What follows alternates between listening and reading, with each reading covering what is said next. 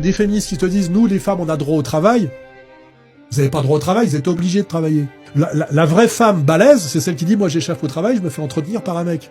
À la limite, c'est la vraie balèze. Celle qui dit, ah je travaille, je suis une bonne combattante féministe. Je lui dis, t'as rien gagné du tout.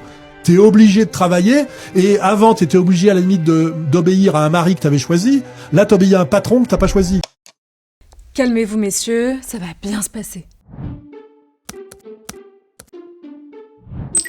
C'est le comeback de Soral. Complotiste, négationniste, antisémite, homophobe, mais aussi masculiniste. Entre deux condamnations, le multirécidiviste prend encore le temps de propager des théories antiféministes. Avec un argument bien connu de la manosphère, le fait que les femmes puissent travailler n'est pas une avancée féministe, mais une arnaque capitaliste. Une façon d'enjoindre les femmes à ne pas travailler en leur faisant croire que c'est pour leur bien. Bah oui mesdames, pourquoi diable voudriez-vous travailler quand vous pourriez rester chez vous peinarde, la nostalgie de la tradwife. Sauf qu'il oublie un truc, le meilleur pote de Dieudonné là. Les femmes ont toujours travaillé. Au-delà qu'être femme au foyer c'est déjà un taf en soi, l'image de la tradwife dans sa cuisine c'est un mythe bourgeois. J'imagine que c'est utile si vous avez besoin d'argent, mais enfin, mon mari travaille, j'ai assez d'argent, je crois pas que j'en ai besoin de travailler.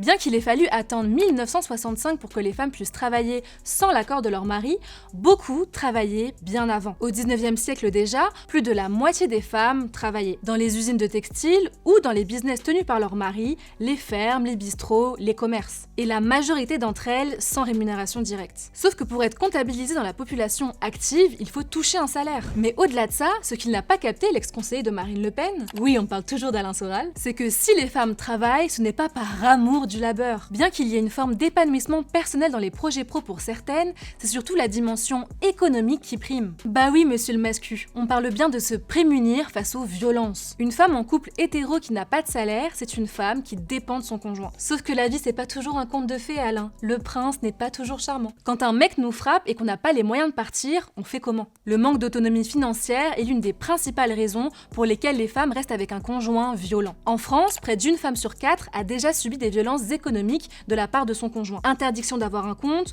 contrôle des dépenses, détournement de revenus. Parmi elles, 36% ont eu des difficultés à se nourrir, à assurer les dépenses d'hygiène essentielles et ont dû renoncer à certains soins médicaux. Du coup, on se demande, monsieur les mascus, est-ce réellement pour notre bien-être que vous nous invitez à ne pas avoir de taf? Ou serait-ce plutôt pour avoir une emprise totale sur celle que vous souhaitez dominer? J'hésite. Bref Alain, on l'aura compris, être indépendante, c'est être une connasse. Être dépendante, c'est être une michto. Au pire, c'est toujours mieux que de fuir en Russie pour ne pas finir en tôle, non? Chacun ses choix de vie. Les femmes qui sont pour l'égalité devraient le comprendre. C'est, si vous frappez un homme, comprenez bien que certains hommes ne font pas de différence et sont pour l'égalité. Et vous devriez vous réjouir de tout ça. Maintenant, si vous venez me dire, ben non, mais on n'est pas pareil parce que vous êtes plus fort physiquement, dans ce cas-là, vous comprenez que l'équité est une bien meilleure solution. Mais dans ce cas-là, il faudrait peut-être appliquer l'équité à d'autres domaines, pas juste à la violence. Calmez-vous messieurs, ça va bien se passer. Ah là là, on en est encore là. Un débat sémantique sur l'égalité pour tenter d'invalider le féminisme. Une manière peu subtile qu'ont les mascus pour dévier la réflexion du fond vers la forme. Et au passage, de se donner une excuse pour taper sur les femmes. Le fameux slogan « même droit, même droite », bien qu'il n'est pas attendu de connaître le sens d'un mot pour taper sur leur compagne. Rassurez-moi, vous êtes au courant que c'est tout aussi illégal de frapper un homme qu'une femme, non? Bref, une chose est sûre, c'est important de définir les termes avant de disserter dessus. Pour cela, messieurs les mascus, avez-vous au moins pris la peine d'ouvrir un dictionnaire?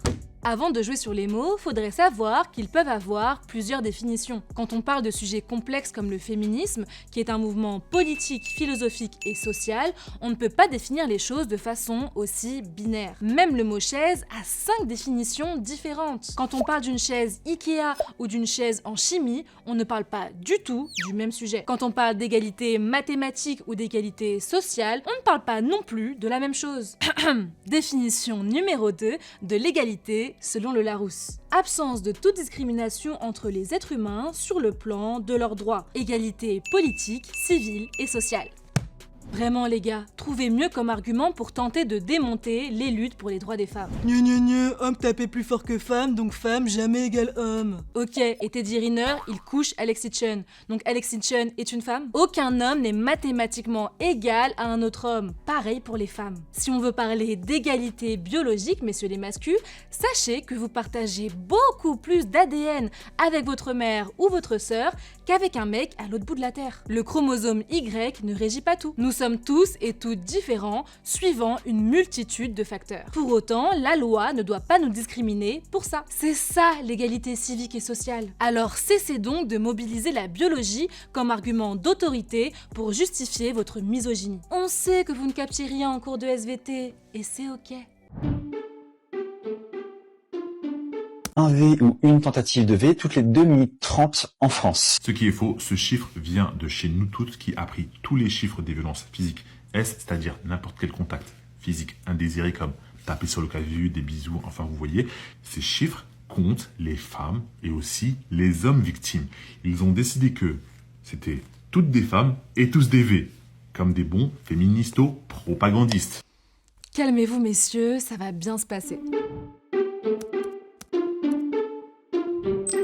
Nous toutes seraient des menteuses ou ce mascu ne sait juste pas manier une calculette. Selon ce mec, la stat donnée par Nous Toutes, un des collectifs féministes les plus reconnus en France, qui affirme qu'un viol ou une tentative de viol aurait lieu toutes les 2 minutes 30, serait un complot des, je cite, féministo-propagandistes. Alors celle-là, on me l'avait jamais sortie. Le truc, c'est que dès le début, notre bon mascu confond nombre de victimes et nombre d'actes. Ça commence mal. Mais il ne se dit pas tout simplement qu'il n'a pas le bon chiffre pour vérifier le calcul tout seul comme un grand. Non, il préfère se dire que c'est un complot. Selon lui, Nous Toutes aurait délibérément gonflé le chiffre en ne comptabilisant pas seulement les viols ou tentatives, mais toutes les violences sexuelles physiques. Même tapé sur le cavu comme il dit. Pire encore, Nous Toutes seraient allés jusqu'à prendre en compte toutes les victimes, femmes ou hommes, en faisant croire qu'on ne parle que des femmes. N'essayez même pas de lui dire qu'il existe des personnes trans, intersexes et non-binaires dans le lot, c'est l'AVC garanti pour un mascu. Malgré ça, le chiffre a bien été calculé en prenant en compte uniquement les victimes considérées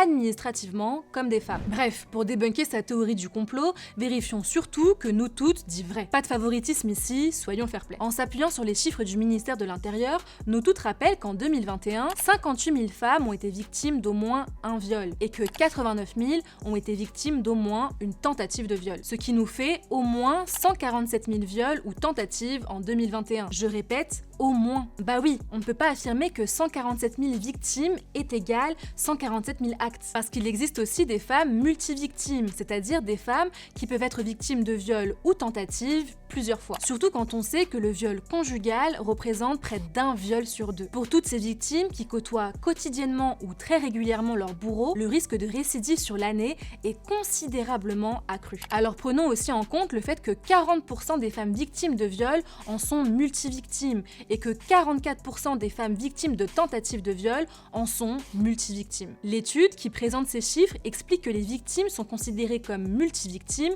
pour un fait dès lors qu'elles ont subi 3 fois ou plus ce même fait entre 2021 et début 2022. Ce qui nous donne au minimum 2 viols ou 2 tentatives sur l'année pour les femmes multivictimes. Alors attention, ça devient technique, mais c'est lui qui l'aura voulu. En sachant que 40% des 58 000 femmes victimes de viol ont été victimes d'au moins 2 viols dans l'année et que 44% des 89 000 victimes de tentatives de viol ont été victimes d'au moins 2 tentatives de viol dans l'année, on obtient 209 360 viols ou tentatives de viol en 2021, soit 573 viols ou tentatives de viol par jour, soit un viol ou une tentative de viol toutes les 2 minutes 30 en France, CQFD.